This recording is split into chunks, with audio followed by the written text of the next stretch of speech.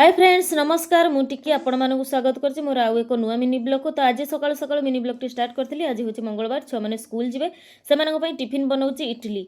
जदि हम इडली संगे चटनी किछि भूली जाइथिबा बनेबा पई तो हरबर रे को चटनी बनेबा। तो घरे तो सब इंग्रेडिएंट्स एटा थिबो, जेमिति कि कंचा टमाटर आउ रेसुन किछि अदा टिके देकी ताधरे किछि धनिया पत्र आउ लूण आउ गोटे कंचा लंका देकी राग आपण माने हिसाब रे बनै परिबे। जेहेतु छुआ माने खाइबे कम लंका देइथिले एथरे, तार पर सेमाने खाइके स्कूल पळेले। आज नानी नहीं नथिले स्कूल, सेथिलागी बसिके एठी बनै देइचंती घियो। तो आज घियो बनैचंती। एटा प्रथमे जेतिक हमर गुरस आसे तद्रु सरह किछि स्टोर करी रखिथिले फ्रिज रे। तार परे ताको बरफ देकी ग्राइंडिंग कर सारिया परे गोटे गंज को दे देथिले पानी रे। तो से लोहुणी सब गोल गोल हे बाहरी जाइथिला।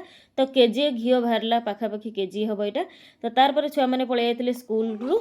तो गाधे पादी केटी खाउचंती, तांकर अजा आनी के दे धरे देइचंती गोटे कुरकुरी, से माने खाउचंती। तार परे आमे एटी खाइथिलु पखाळ। तार परे रात्रे अंडा तरकारी सहित रुटी खाइथिलु। आजर मिनी ब्लॉग टी आपण मानू केमिति लागिला कमेंट करि जणेबे। भलो लागिथिले लाइक शेयर सब्सक्राइब कर देबे।